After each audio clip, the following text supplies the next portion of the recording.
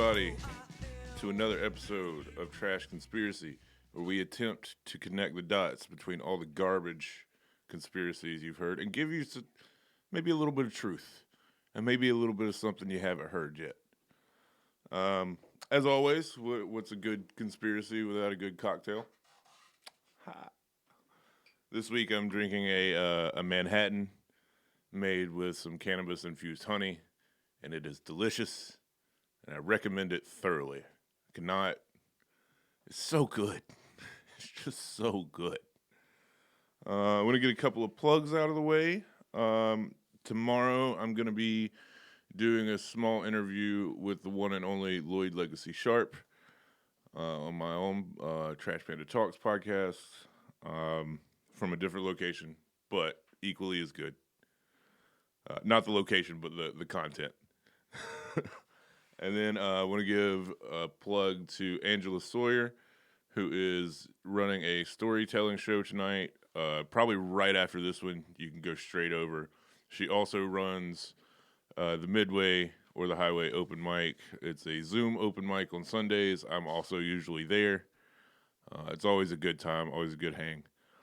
Okay, now let's dive into this. This week,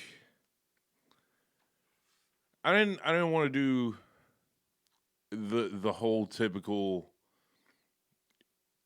the celebrities you've heard that have been cloned. We all know Dave Chappelle has been cloned.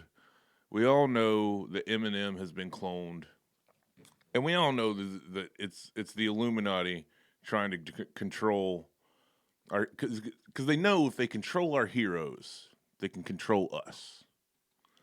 But I came across a new one that I was unfamiliar with, and I should have known the entire time.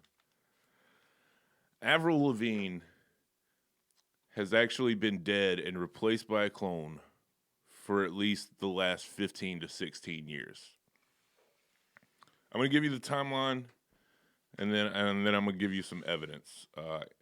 2002, Avril Lavigne just skyrockets to the top of the charts at the tender, vibrant young age of 18, which can be a lot for any 18-year-old to handle. It's a lot of pressure, especially with the studios that are involved, and that's when the studios, the record companies, the Illuminati-controlled record companies made their first move, and they got her a body double. Now, they look really, really close. I'm not going to lie. It's really, really close. But for me, it's just not there. But the two actually became really good friends. It's alleged that Avril actually taught this body double how to sing like her, that they were hanging out so much. And then, in the height of her... I guess, freshman year of celebrity. In 2003, tragedy, Avril Lavigne's grandfather dies. And the theory is that Avril couldn't handle the emotional pain of this and actually committed suicide. Now, I don't know if that's true. I'm just saying these things happen. That was darker than I intended it to. I'm not saying these things happen as in suicide. I'm saying these events have happened. Is what I'm trying to say. Now, I'm going to give you a little bit of evidence. If you notice, in 2003 to 2013, just the overall drastic change in not only her original style was like an emo tomboy kind of thing, and then it quickly changed to a girly girl kind of persona, which is just in total contrast with because where Avril career ended up at this point is some people would consider selling out to what she originally started off as. She was kind of an counterculture, emo style, tomboyish, as I said.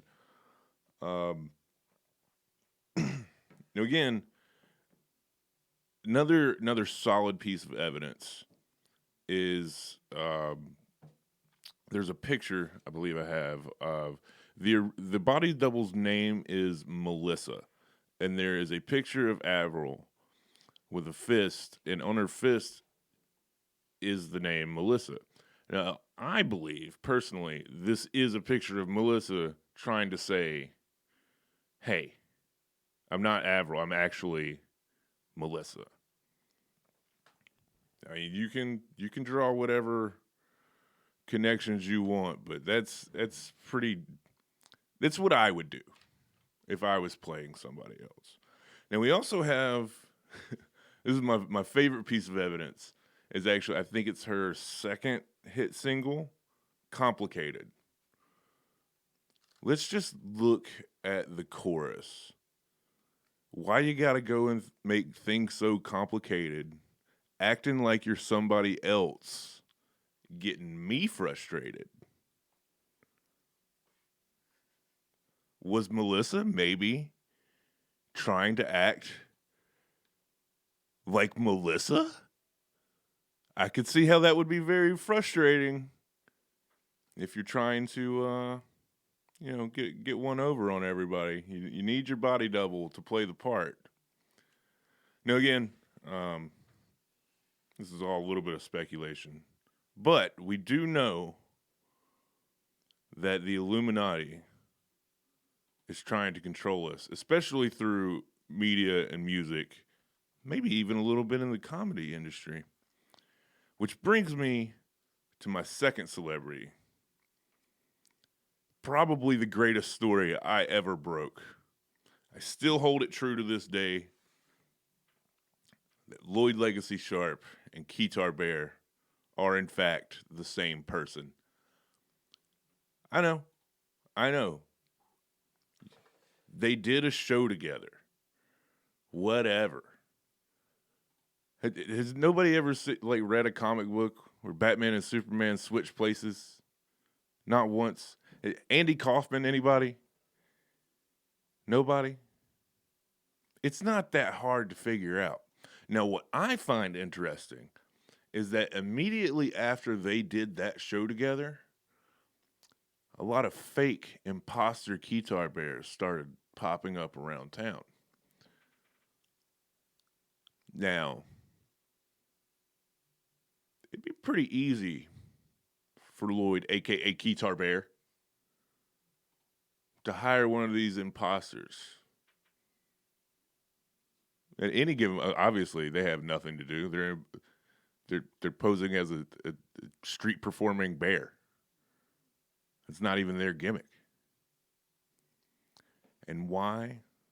Why would he want to cover that up? Why would they want to dispel this rumor? I can tell you right now, because I've uncovered the truth that Lloyd Legacy Sharp is the true leader of the Illuminati.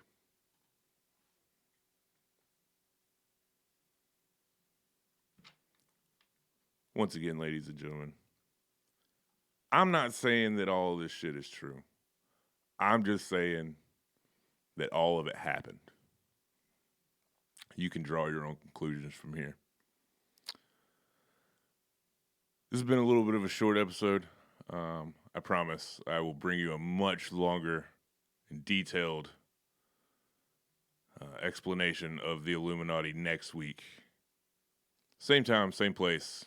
Get fucked.